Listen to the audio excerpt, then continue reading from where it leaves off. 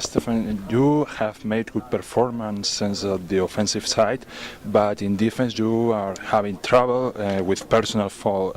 Did the coach tell you anything about that? Yeah, stop fouling. You gotta learn how the refs are calling the game and adjust. But I'll learn that before Sunday. You played against Lithuania. What's your opinion about Lithuania?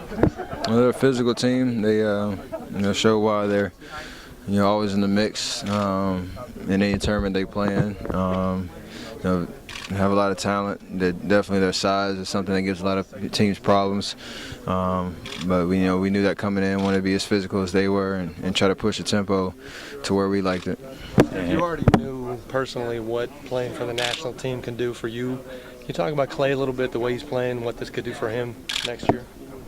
This is confidence booster. Exposing yourself to different stages of basketball and different types of play, and I know he's benefiting on being called on to be an instant scorer off the bench in a different role. But just it's just different. It adds a little bit of character and charisma to your game, and that should translate to even more success once he gets back to Golden State. Giving any advice coming in before you guys got together as a group, just as far as how to embrace it?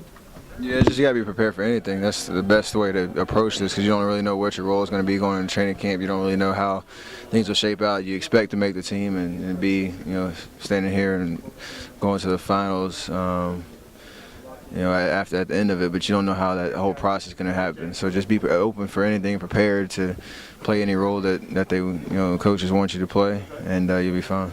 Steph, did a party you want Spain just because you guys have heard so much about them for weeks?